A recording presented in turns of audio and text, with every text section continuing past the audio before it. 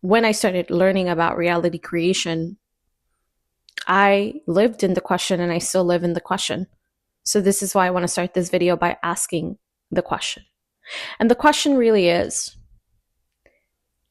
do you truly believe that your thoughts create your reality? And so I want you to sit with that question for just a second.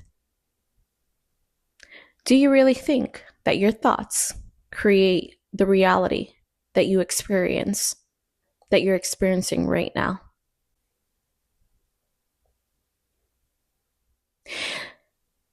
I want to invite you to be in a state of openness, because what I'm about to share with you may contradict that same question. And it's okay if it does. If you feel a little bit of discomfort in your body, that's okay too.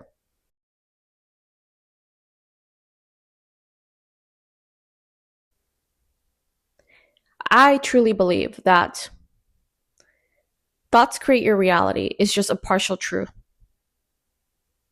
And the reason why I think it's a partial truth is because for so long, I was trying to control my thoughts. I was trying to be very selective with the thoughts that I wanted to have. And what ended up happening was that I was actually creating more resistance. And by creating more resistance, I actually found myself being more disconnected with my body, with my nervous system. And sure, I would work out and I would think, hey, even though I'm experiencing a little bit of anxiety, that's okay, I'm going to go work out. Yet I would work out and the anxiety would be gone, but it still followed me the next day. And so here I am, devouring myself into believing that my thoughts created my reality. But the truth is, there's actually an engine that is running your reality. And that engine is your body, your autonomic nervous system, how you respond whenever you find yourself in a situation that may feel threatening, that may trigger you, that may make you feel uncomfortable, that may bring memories from the past, unresolved trauma. And so you can think positive all day long, but if you are running with a nervous system that is completely dysregulated, I hate to tell you that your body is in control of you, is in control of your thoughts. Recently, I had a deep awakening. I realized that I have been studying metaphysics, personal development for the last 6 years of my life, but I was completely disconnected from my body. I was completely disconnected with my nervous system. I didn't know how I was operating. I didn't know where I was on an autonomic nervous system scale. And knowing is power. And yes, I would devour myself into positive thoughts and trying to convince myself that, hey, I'm okay. Everything's going to be okay. Yet I felt so disconnected. And whenever I would experience some sort of intimacy or closeness with someone, I sort of withdraw or avoided getting closer to that person. And I thought, okay, this is my way of feeling familiar, but really that's just my nervous system. And so I was completely unaware of how I was operating. And if you are completely unaware of how you operate, then there's no such thing as creating your reality. You will find yourself attracting the same situations because you are going to be attracting what you are. You're going to be attracting the same response that you're familiar with. I found myself attracting a lot of avoidant partners, men who were emotionally unavailable. And for so long, I would become the victim of this experience. I would tell myself, why do I keep attracting the same type of men? Until I realized that seems so familiar to my nervous system. Of course, I connected the dots. My father was very present in my life, but my father was always working. My father really wasn't the type of father that would come and ask, hey, how are you? He was just providing the resources. And I always found myself wanting that from my father. And then I also grew up with a emotional, unavailable mother. And so that followed me. And so I would attract people that made me feel so familiar. I would attract people that resembled the same emotional dynamic, the same energetic dynamic. And so that's really when I started realizing that there is this sort of thing called the law of vibration. And it begins with balancing your nervous system. It begins with learning your nervous system. You can read all the books. You can listen to all the podcasts. You can listen to all the teachers, the gurus. But I'm here to tell you that you have all the resources within you to create the reality that you want if you start to befriend your nervous system, if you start to learn the way you work. The patterns that you are attracting are all a reflection of your nervous system, of what seems familiar. And so what seems familiar is comfortable. And I know you're probably thinking, well, how is it comfortable if I'm attracting experiences that make me feel uncomfortable? Aha. They make you feel uncomfortable, but you're addicted to that feeling. You're addicted to those emotions. You're addicted to that familiarity. You grew up in a chaotic home. If you had a chaotic childhood, if your father or mother was absent, you are going to attract partners that reflect that same pattern. That is, if you are not aware and you haven't healed and you haven't processed and you haven't learned your nervous system. So thoughts create your reality. Absolutely. I think that there is a partial truth to that. I'm not saying that there is no such thing as, I'm not saying that this is not true.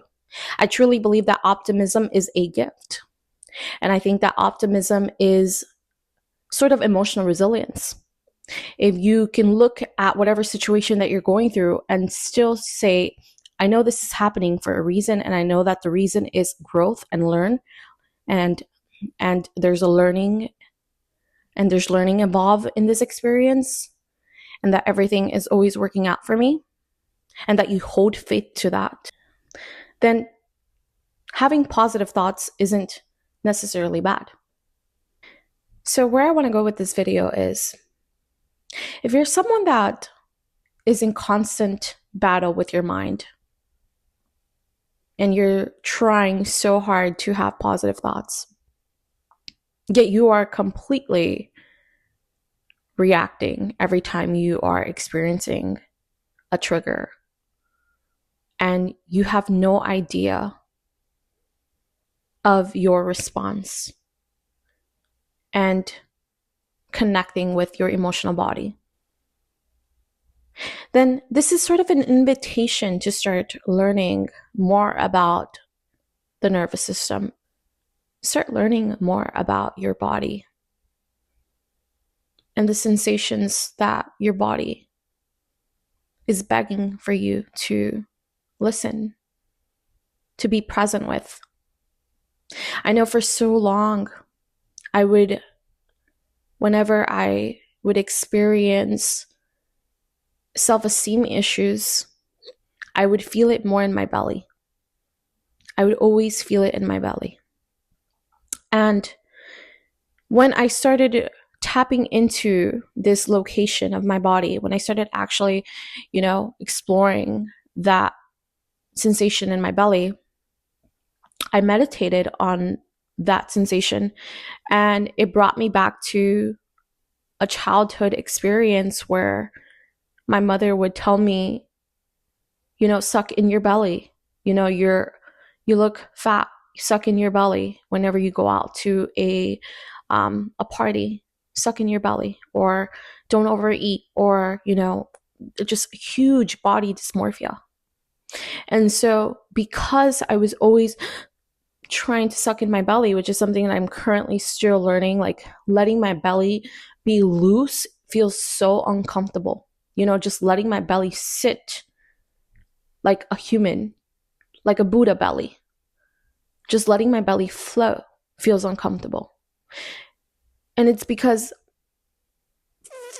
as a little girl, I had to learn how to suck my belly. So what ended up happening was that there's a disconnection with my breathing, and I had a difficult time breathing. So whenever I find myself in a situation where I'm in an environment that's very chaotic, my breathing interferes. I can't breathe properly. And I immediately jump into hyperarousal, irritability, anger, frustration.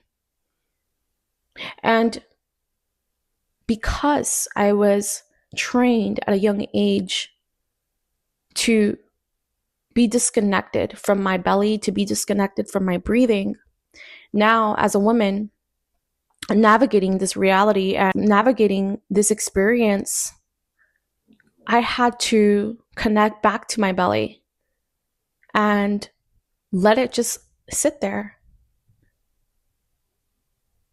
and look at myself and say, hey, you're beautiful. My belly is operating, my organs are operating for me. They're keeping me healthy. And so just honoring that is a way for me to connect back to my nervous system. So I ask you, is there a certain part of your body that you feel tension, that you hold tension?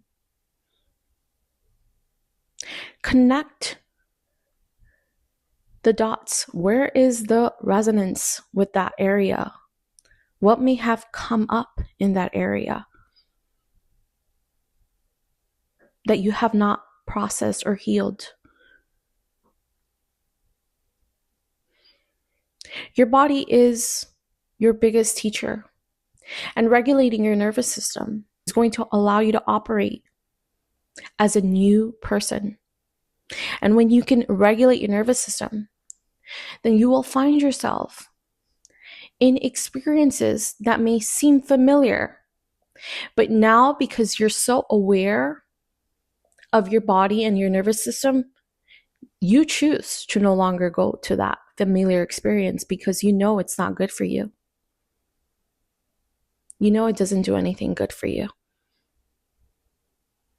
But you're not able to become aware and become the creator of your reality if you're running on habitual autonomic responses.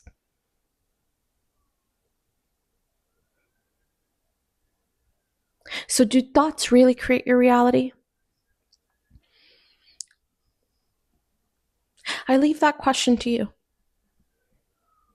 I leave that question to you.